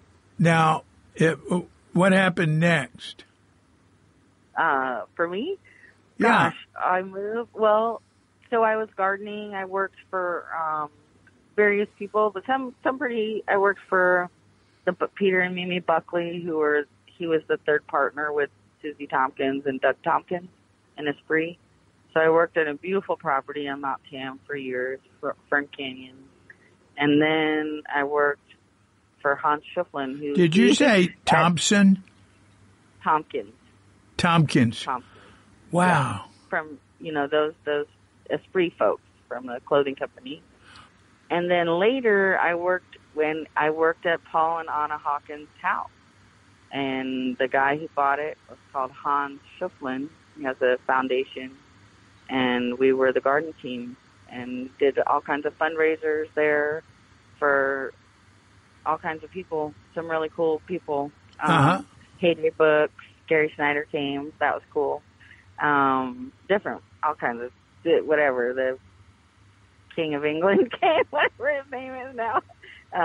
Whatever.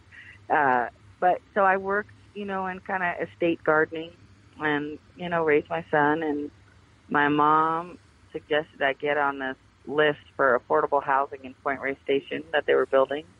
And I did. And I moved out there. They offered me a little half of a duplex, which was wonderful. And I still live there. And I moved out there in 2008 with Simon. Yep. And I commuted to work for a while, and then met my partner. He moved in 2010. Now, who's that? Who's that? His name's Andrew Miller. Uh-huh. He's from Connecticut. Is he driving now? He's driving now. He's listening. Very good. Very good. I know. He's a wonderful person. Does he find this interesting? He does. Are you finding it interesting? Yeah. But he's heard a lot of it before. Yeah, but he can't hear me, huh? Exactly. He's going to have to listen to the podcast to hear what you have to say. Well, God, this has been so interesting, and it's just been so good to connect with you this thoroughly. Yeah. Me too. I feel that way. So we've got a nursery 6 years ago, and we run a native plant nursery in Reyes. And it's been great. Yeah. Oh, yeah, the original Mostly Natives. That's where, pardon me, I wanted to bring up. Yeah. That's where the memorial for Silas is going to be. Correct. Yeah. I will put that at the first of the podcast. That's June 16th, right? Correct. Yeah. At the Mostly Native Plants Nursery in Reyes. Reyes Station. Yeah. Reyes Station. Yeah. Incidentally, it's posted today. It's right now. If you open up Cuke.com's What's New, which is the daily post, the blogger, that is what it's about. Has a picture of Silas and the wonderful. date for that. I should do another one later on. Thank you. I'll put it on Facebook. I haven't done it yet, but I'll do that tomorrow. I'll put it. I got a lot. James Asher reached out to me, and I haven't seen him for years, and we were really best friends when we were little. And he reached out to me, and just that I put it on Facebook when I did it last year, which I never completed, but so I'll put it on Facebook and also make that available. Mary Kunov asked me to Zoom it. We'll see. Now it's close by. She can come. Yeah. She would call Silas a long time. Yeah, she would. Mm. Really, yeah. And he would always talk to her. So, good. Mm. Yeah. Mm. Wow. Well, very good. Really enjoyed talking with you. Me too. Me too. And do you ever come out this way now or anymore or at all? Or do we have to come to Bali to see you? Okay. Well, I'd like to actually. So my son is his fiance that he's lived with, and she's wonderful. Her mother's Laotian, and her dad is Cambodian Chinese, and they are planning a trip to Bali this next year. And we'll have him come. Is Simon going? Yes, and I want to go too. So they're wonderful. Well. You can stay here. Okay. We have a guest room. All 18 of us? No, I'm just kidding. How many of you will be? No, I'm just kidding. I don't know. For sure her parents are going, and maybe Simon and Priscilla are going. It'll be in the late fall. But we'll come see you if we get over there, for sure. Yeah. I would love that. Yeah, this is a nice area where we are. But, well, I hope they enjoy it. Yeah. Yeah. Yeah. I think they went to Japan, actually. Simon went to Japan, went to Japan last fall. She'd been to Europe before. She hadn't traveled internationally, but she had a good friend from school who's, was stationed in Okinawa as a veterinarian. And they went and spent 3 weeks, I think. How long did they? 2 weeks? Anyways, that was me to think of them there. They had a great time. Wow. But I was a little, same thing. I was like, I never went to Europe. I never went to Japan yet. I wanted to go to Bali for years. But now this stage of life is really interesting for me because there's more freedom, Yeah. And ability to do those things. So I've had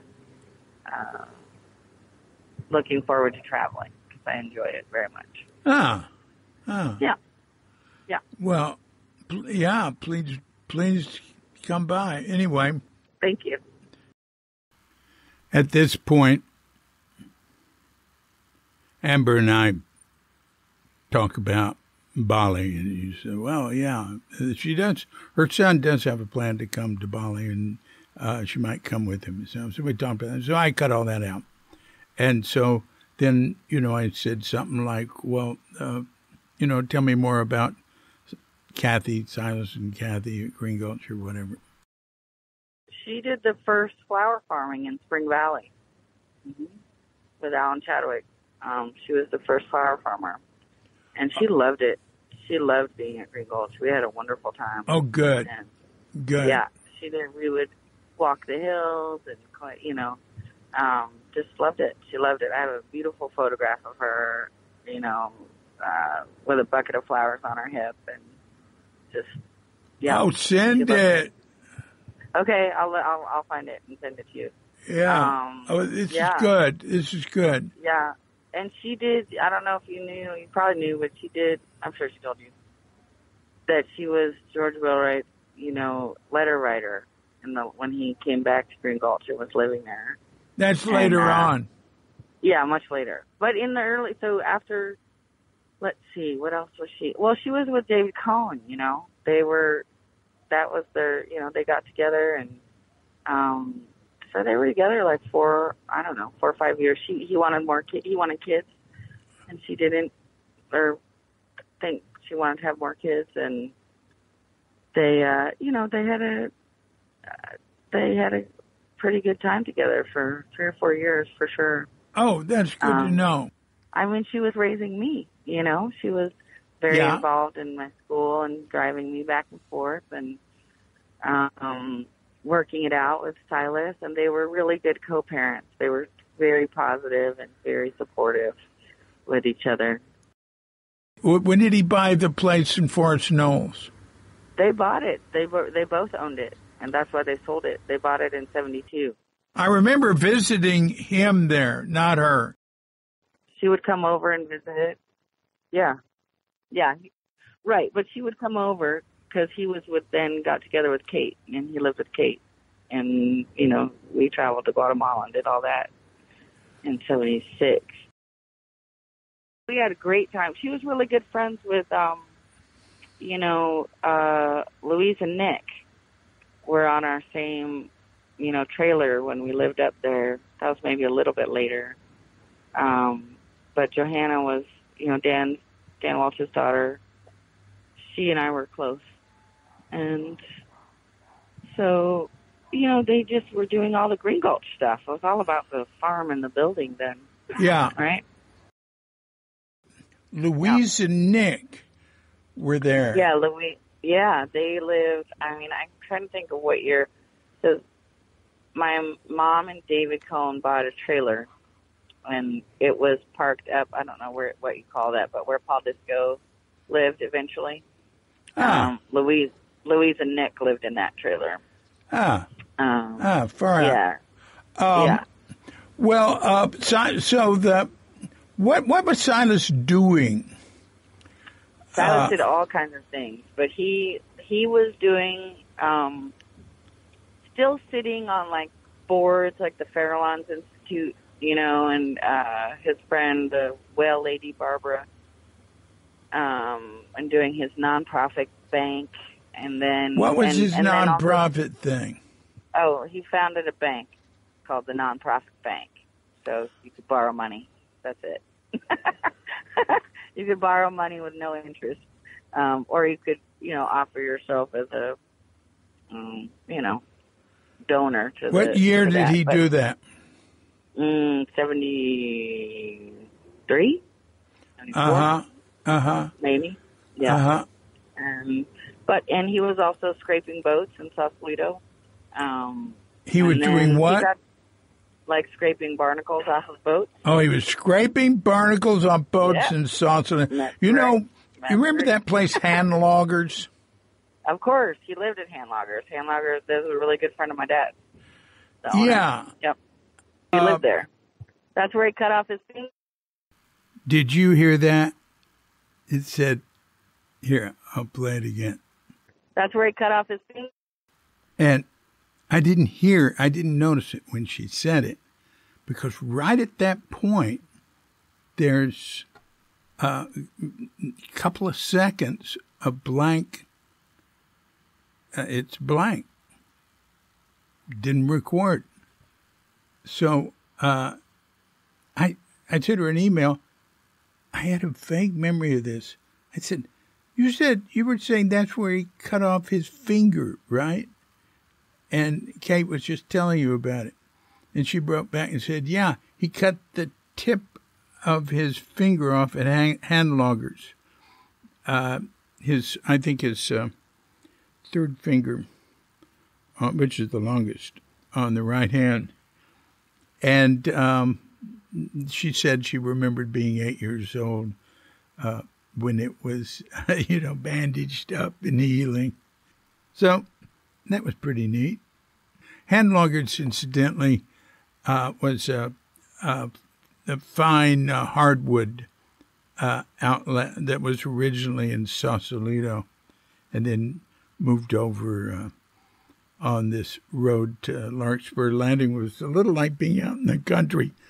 And I can remember driving by there and seeing Silas with his big beard, I had a beard back then, walking. I was going the other direction, and that was a pretty fast road, walking on the side of the road there by Hand Loggers. So back to our conversation. In fact, Kate just told me the story that she was there when that happened. That would have been 73, 74. But he had the house. I can't even remember his name right now. Tim Mahoney, I think. Had a house? No, Silas lived in the, he had the house. No, they sold it in 76, but it was rented out. Yeah. And he would him and Kate stayed in there was a little house upstairs, and they rented that out, and then there was a barn of the house in Forest Knolls that went over the creek, over the Lagunitas Creek.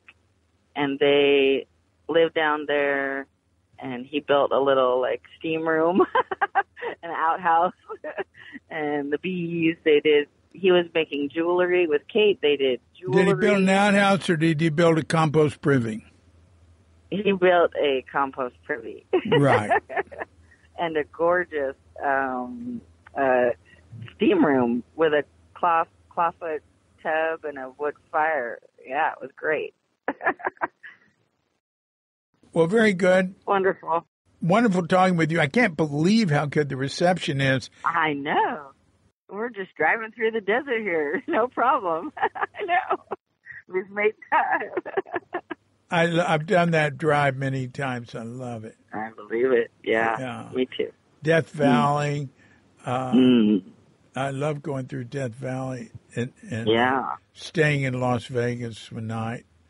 Walking Silas around. took me a couple times when I was growing up. It was fun. Okay. Well, wonderful. You take care. Really great talking with you. You too. Such a treat. Thank you. Yeah. All right. Bye-bye. Bye-bye.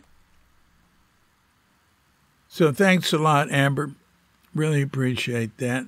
Hey, like to remind you, you are so warmly invited to celebrate the life of Silas with us Father's Day, June 16th, 2024, 3 to 7 p.m.